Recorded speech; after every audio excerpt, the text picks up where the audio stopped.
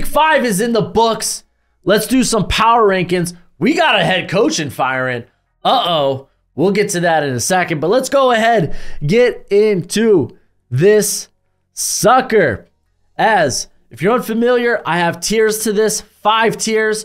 We got legit Super Bowl contenders. That's your tippity of the top. Got teams that I think will be vying for the Super Bowl, teams that will make good pushes when they make the playoffs.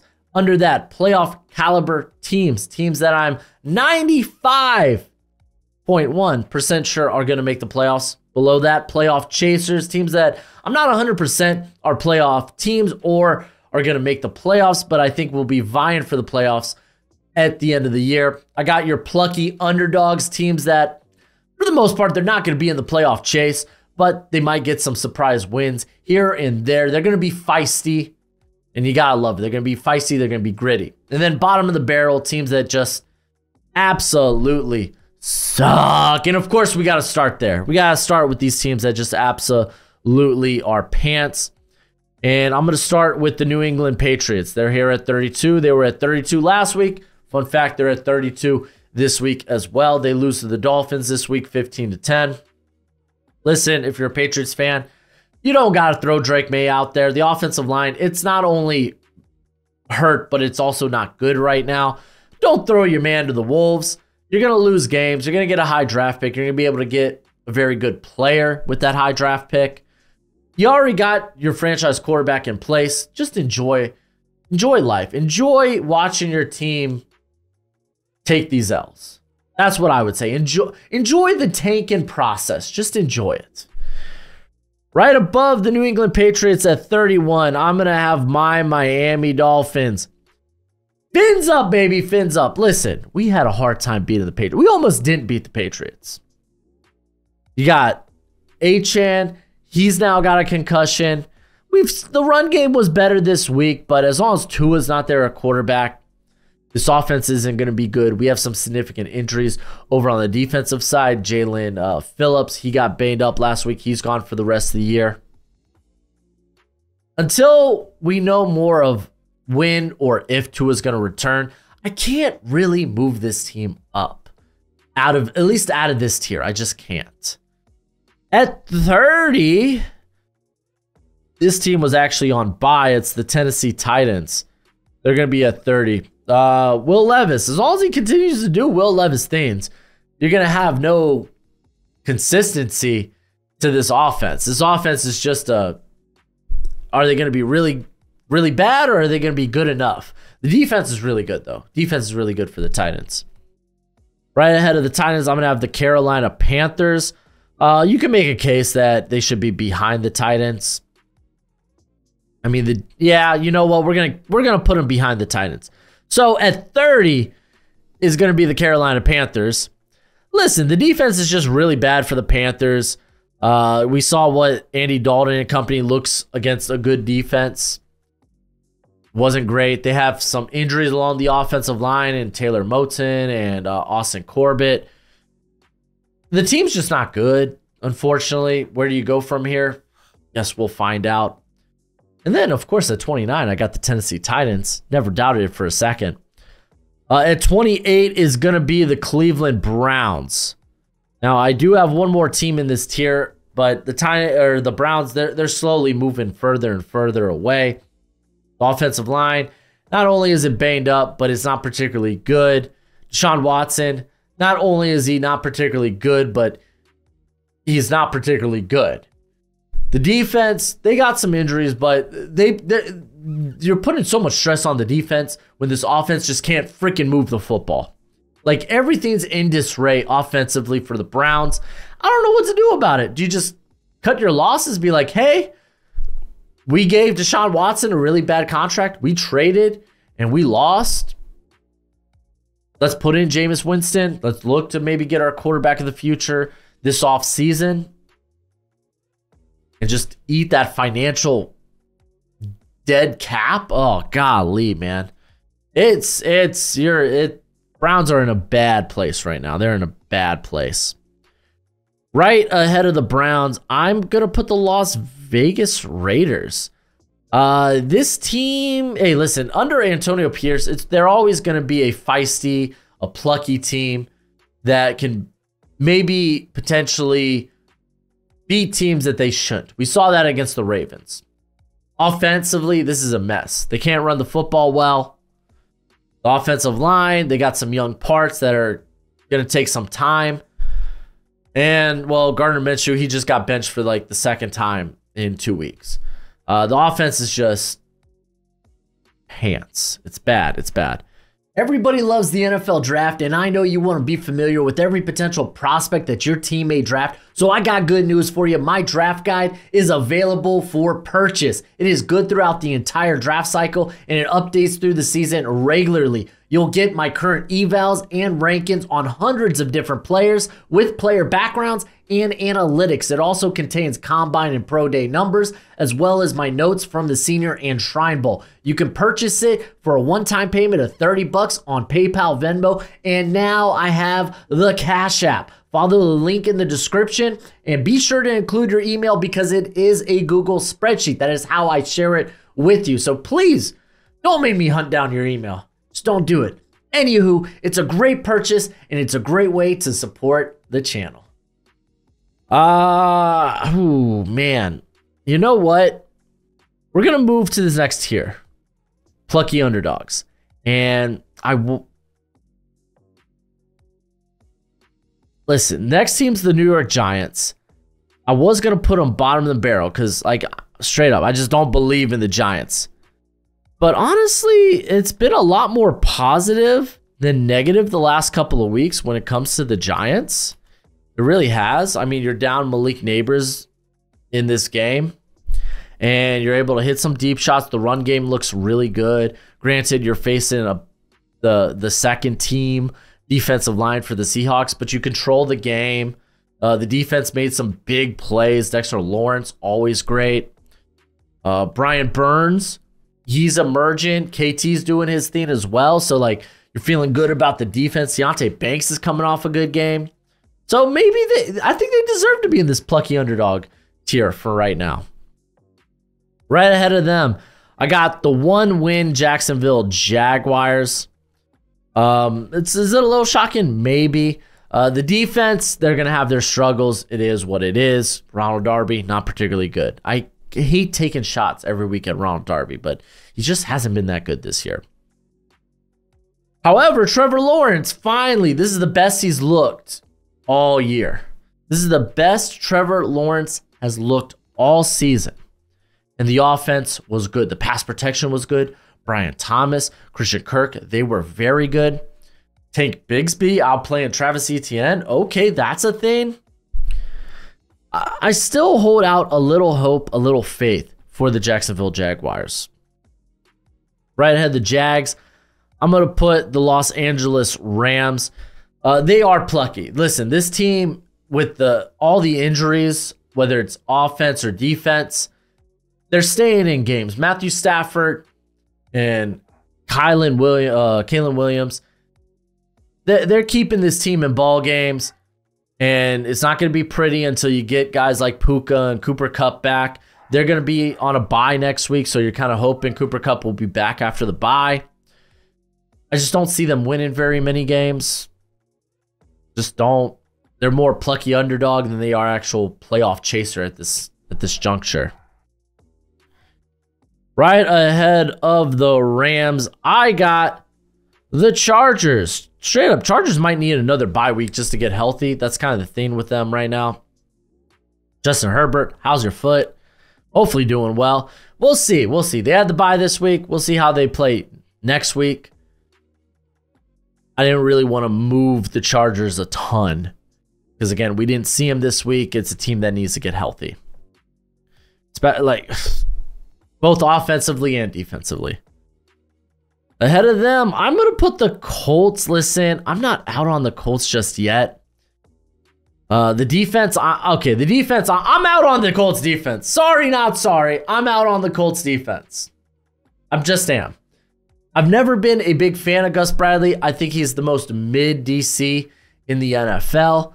And now that they've had some injuries on the defense is just playing bad. They can't stop the run. they can't get pressure by themselves. They only had one pressure against the Jags, for goodness sake. But Joe Flacco at quarterback means this team's going to be in every game.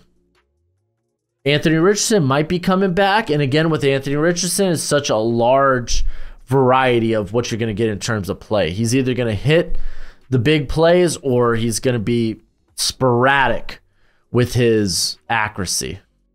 Jonathan Taylor, you're hoping he can come back healthy. He's currently got the high ankle sprain. We'll see. But Colts, I'm just not completely out on just yet. Ahead of the Colts, I'm going to have your 3-2 Denver Broncos. It's hard to buy into a 3-2 Broncos team. Like Bo Nix, he is getting better.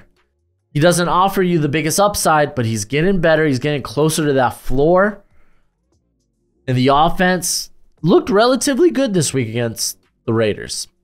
But you're dealing with a very good defense. Very good. Bet you glad you didn't fire Vance Joseph now. Patrick Surtain had the pick 6. He had 2 interceptions in this game. One of them went for a 100-and-some-yard touchdown. The defense is great. And as long as the defense could keep the offense in games, and as long as Bo Nix plays clean football, and that's kind of the calling card, he's playing clean football, then I think they could do enough to win some games this year. I really do. Head of the Broncos. Did I say Colts? But Broncos. I got the Arizona Cardinals. They are the definition of plucky underdog. Big win this past week against the 49ers. Big win. And the offense, listen, the defense they're going to be gritty. They're going to be feisty. They're going to be, what's the word? Plucky. But they're playing way out their weight class. Like, I think most weeks this defense head's going to be just above water. Struggling. Jonathan Gannon, though, he calls a good game for the defense, and they're gonna win some games that they shouldn't. They're just gonna win some games that they shouldn't, and when the offense shows up like it did this week, they're gonna win some of those games. They're gonna win some of those games. But wholeheartedly, I still feel like the Cardinals are gonna be a team more times than not are gonna have to win shootouts. Just because, again, I just don't buy into the defense. I got one more team in this tier, and it's the Chicago Bears. They're just on the cusp of being that playoff chaser. Like, Caleb Williams is the best he's looked all year. He's looked really good the last 3 games, but it was against the Carolina Panthers. If any team is a get-right team you want to face, it's the Carolina Panthers. Their defense is bad. But the thing is, while this offense is figuring out, they have an elite defense. The Bears are so good on defense. So I look forward to watching this team as the year goes on, and I'm hoping that I could just continue to move them up in the rankings. Let's move on to these playoff chasers. And at the bottom, and they're lucky that I don't have them as a plucky underdog, it's the New York Jets. This morning, they officially fired Robert Saleh, and you might have some feelings about that. He was never given a real shot. Listen, the cold hard facts. He didn't have the right personnel in place to make this offense good. I get it. He had Zach Wilson for many years. But even with a healthy Aaron Rodgers this year, for the most part, a healthy Aaron Rodgers, the offense hasn't looked good. It just hasn't. I'm sorry. It just hasn't. It hasn't looked good. They can't run the football. Aaron Rodgers coming off probably his worst game in years. And that's how Robert Saleh gets fired. Do I think he should have been the first coach to get the axe? No, I really don't. But like, in some cases, just some guys make better coordinators than they do head coaches. We've seen that with Arthur Smith. He's a better OC than he is head coach. Probably the same might be true for Robert Saleh. Better DC than he is an actual head coach. Because, like, listen, for the Jets, the problem had never been the defense. Problem is, you could just never figure it out offensively. And that might be the direction they go moving forward. You're going to have Jeff Ulbrich as the interim head coach, but they'll probably look for an offensive-minded head coach. I think that's what's probably going to happen with the Jets. They lose to the Vikings this week in London. The Vikings, we'll talk about them a little later, but they are looking hella good. Hella good. Right ahead of the Jets at 17, I'm going to have the Cincinnati Bengals. I get it. They're 1-4, but the Bengals, you never count out the Bengals. They're always a better second half team than they are first half team. 1-4 is a hell of a big hole, though, to start the season in. But, I mean, when you look at those losses, they've lost 4 games by a combined, 15 points? That's heartbreaking. And a lot of that has to do with the defense. This defense, this week, they blitzed more than I've seen all year. And it didn't work. Oh, they were able to get pressure, but I think Coach Lou is asking a lot by keeping these corners on islands. Now you lose Dax Hill for the rest of the year to a torn ACL. The defense is a massive problem here for the Cincinnati Bengals, unfortunately. Offense is playing hella good, but it's not sustainable to be a team that only can win shootouts, especially when you're not winning shootouts. They didn't beat the Commanders. They didn't beat the Ravens this week in a shootout. You gotta be better. Right ahead of the Bengals, I'm gonna have the Seattle Seahawks. Until this defensive line can get healthy, I think I might be a little out on the Seahawks. Offensive line's just, it's a nightmare. Outside of Charles Cross, right tackle position is in disarray with Stone Forsythe there. The interior, I'm not in love with the interior. They, with the backup defensive line, the second team defensive line in place, basically the Giants just commanded the game. NFC East. But they just commanded the game. They won the time of possession. They were able to run the ball effectively. Giants did a great job. I still believe in the Seahawks team. I still believe that they are going to be in the playoff contention. They just need to get healthier. And honestly, at right tackle, I don't know if they do. I don't know how long George Fant will be out. He's currently on IR. And then Abraham Lucas, will he ever be healthy? Right ahead of the Seahawks, I'm going to put, who dat? The stinking Saints, man. Now you got Derek Carr, he's getting an MRI, but as long as this defense or this offensive interior is banged up, they're just not a good team. Dude, the minute Eric McCoy went down, I was like, there's going to be some struggles. Fuanga's coming off his worst game. It's unfortunate, but it's true. You just can't buy into the Saints offense. And the defense is great, but they can only do so much. They end up losing to the Chiefs 26-13. And that's not on the defense. Defense played well. It's just the offense can't sustain drives currently. Clint Kubiak, he can't coach. He's having a hard time calling this game when he can't effectively run the football. That's just how things are. At 14 in the power rankings, I got the the Pittsburgh Steelers. There we go. Almost said Seattle Seahawks. Steelers. Listen, we know who the Steelers are. They're going to score 14 to 20 points a game, and they're going to rely on the defense keeping the opposing offense under that point total.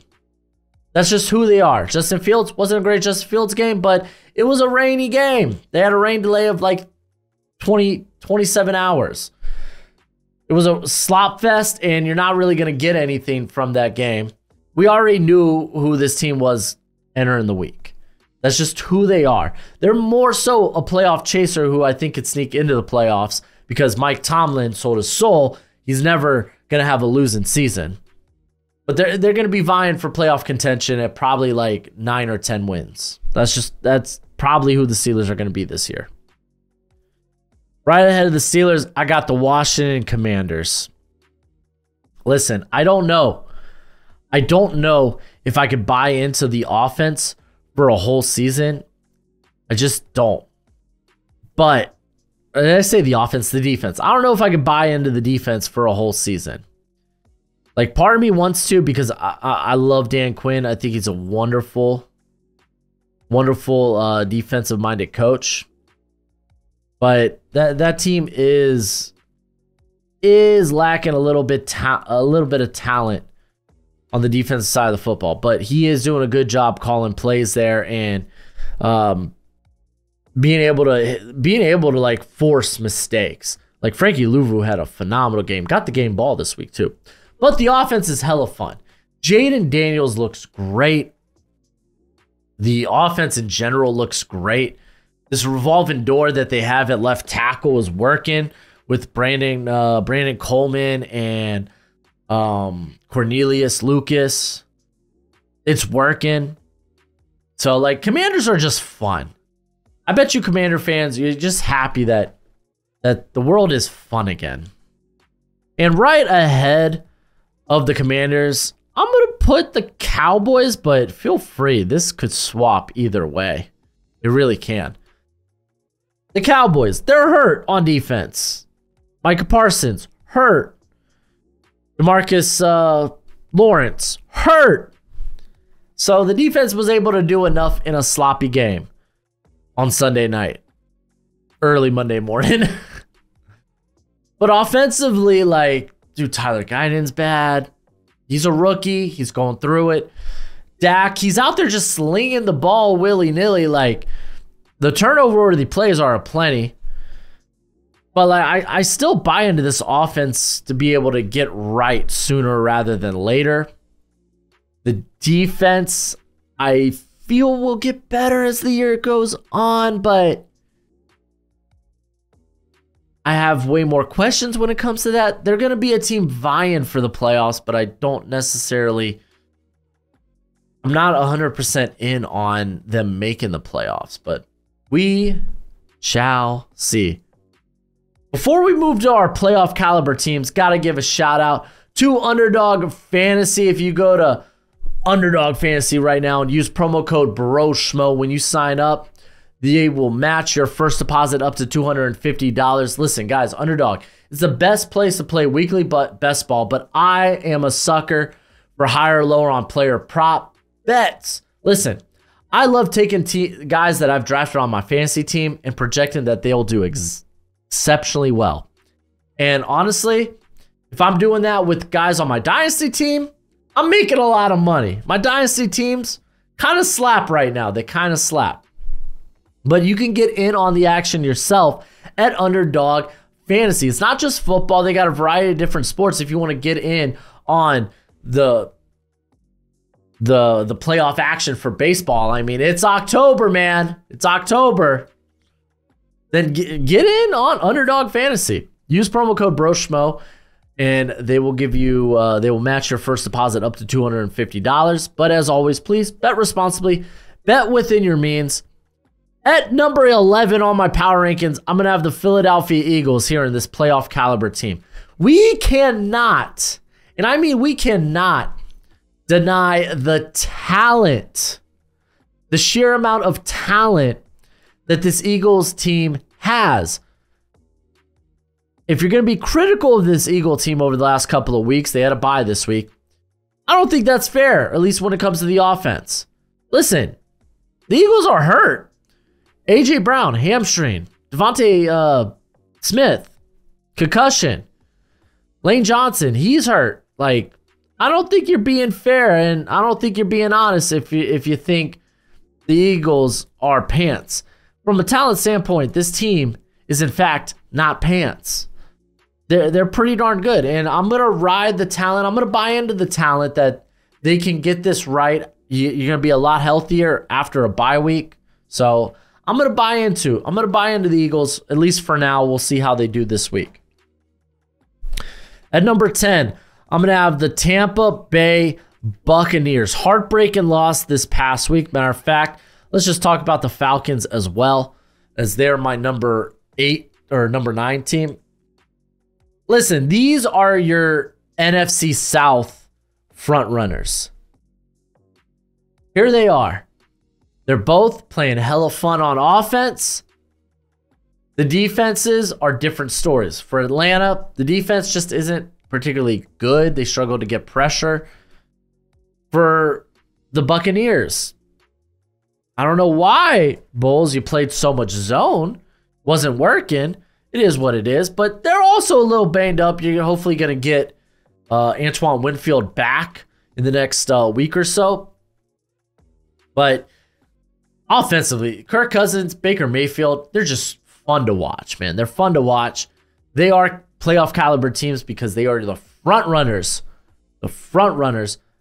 in the NFC South. But also, they are very good teams. They have beaten very good teams as well. Right ahead of the Atlanta Falcons at 8. I got the Green Bay Packers. Yes, I do. The Green Bay Packers. Listen, this team, when Jordan Love's on, like, they're tough to stop. Like, there's a lot of talent on the squad. Xavier McKinney, he just had his 5th straight game with an interception. That's insane. The defensive line starting to be able to get pressure. But Jordan Love, you can't be doing Will Levis things. You can't be doing Will Levis things. You can't throw the ball away in the end zone like this. Pick 6. Kept the Rams in that ball game when they shouldn't have been. And there was a little drought for Jordan Love where he looked more like the Jordan Love at the beginning of last year, where he was just off on passes. But thankfully, most of this game, he looked like the Jordan Love that we became accustomed to seeing late last season.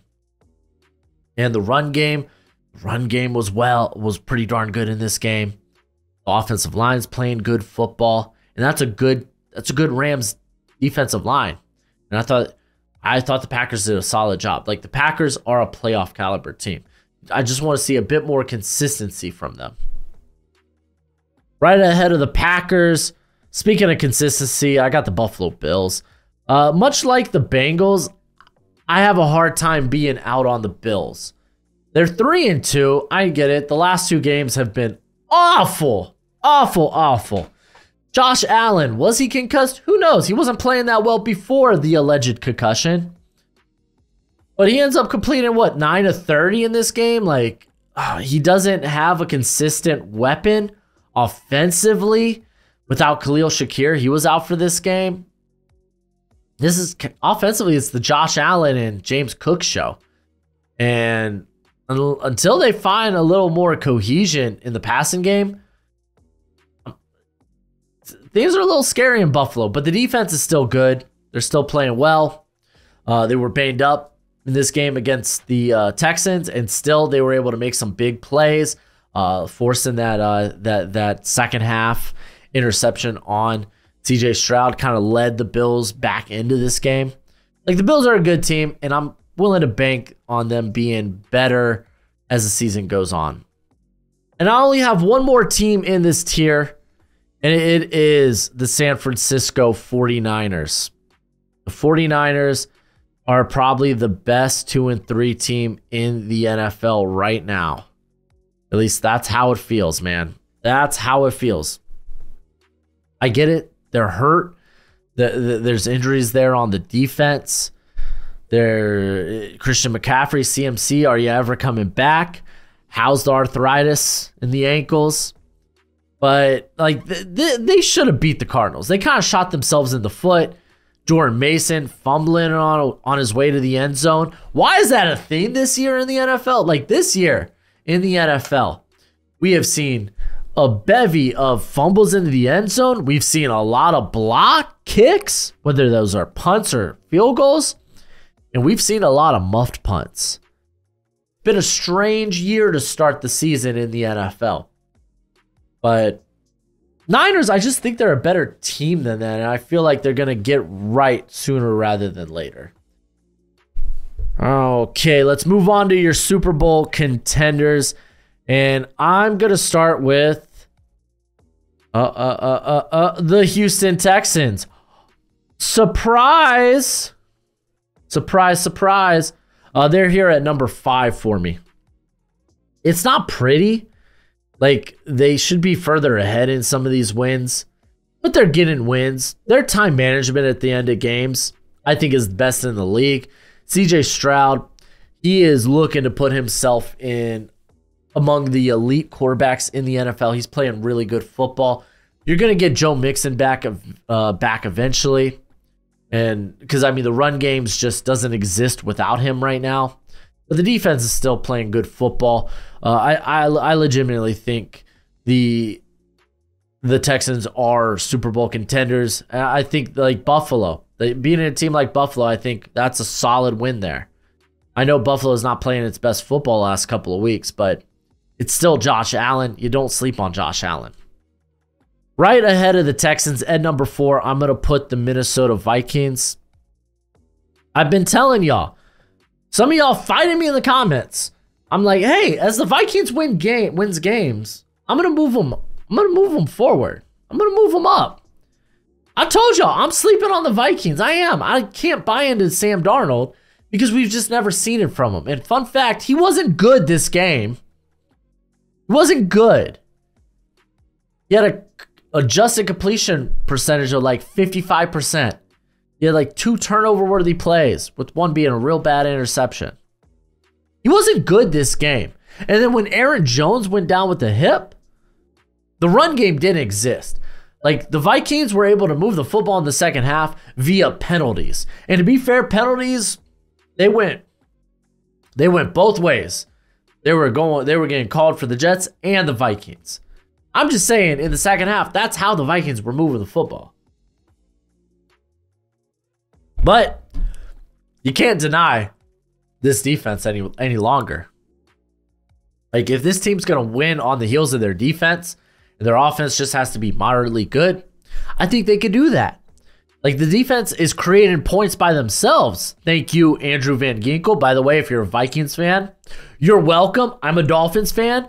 I would have loved to kept Van Ginkel, but hey, players cost money. Dolphins, we don't got a ton. We got our own problems. But Van Ginkel, pick 6 in this game. Hell yeah. Like, this defense is just causing quarterbacks of all different ilks problems. Just problems. Doesn't matter if you're the savviest of veterans like Aaron Rodgers, or if you're CJ Stroud or Brock Purdy. They look at this defense and they're like, what the hell am I supposed to do? Defense is hella good. Right ahead of the Vikings, I'm going to put the Baltimore Ravens. Hey, they're going to eventually have to prove it in the playoffs, but this is a Super Bowl caliber team. Like, offensively, they looked great. They could run the football. They could pass the football. Doesn't matter if it's Zay Flowers, Rashad Bateman, Isaiah Likely, Charlie Collar. Doesn't matter. These guys are producing in the passing game.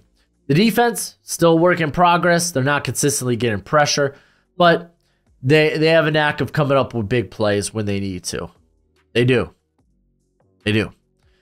I buy into the Ravens. They win a crazy, crazy game against the Bengals in overtime. And then this team's coming off a bye, but it's the Detroit Lions. Listen, man, this Lions team, some people want to argue, oh man, the Lions don't have a history of freaking playoff success or winning games. And it's like, they just made the NFC Championship game last year. And honestly, you would have watched that game in the first half. They were seemingly going to the Super Bowl until the second half happened. But listen, man, I buy into Ben Johnson. This offense, they can move the football at will. And defensively, they can make a stop here and there. Depends. Like, Aiden Hutchinson's trying to do his best, but he's got no one opposite rushing with him. But I do like once DJ Reader's healthy, Ali McNeil, Levi Onwuzurike, they're playing really good football. Like, the Lions, I think, deserve to be here at number 2. And then at number 1, how can you not have the Kansas City Chiefs? Listen, if you don't have the Kansas City Chiefs at 1, I don't know what you're doing. I just don't. I just don't know what you're doing. They won the Super Bowl last year. This team's regular season doesn't matter. Their season starts in the playoffs. But they're still 5-0. They're still finding ways to win games. Even with Rashee Rice injured, Isaiah Pacheco injured. They're finding ways to win ball games. A lot of that is on the back of Steve Spagnuolo, who probably is the best DC in all of football. There, I said it. Brian Flores, he's certainly up there. But Spagnuolo, man, Spagnuolo is doing his dang thing, man. He's a big reason why the Chiefs are winning games and why I will keep them at number 1 until they have a loss. And even if they lose, I feel like it's going to have to be really, really ugly. I just do. But there are my power rankings. You let me know what you think in the comment section below. I feel like it's fair. I've moderately moved teams up. I moderately moved teams down. People get too they overreact on the week-to-week basis. Oh, this team did terrible. They're suddenly trash. No, that's not the case. It's just not. Most of these teams are going to be vastly different down the stretch than what they were at the beginning of the year. That's just the NFL season. It goes through ebbs and flows. Just goes through ebbs and flows, and I try to adjust accordingly.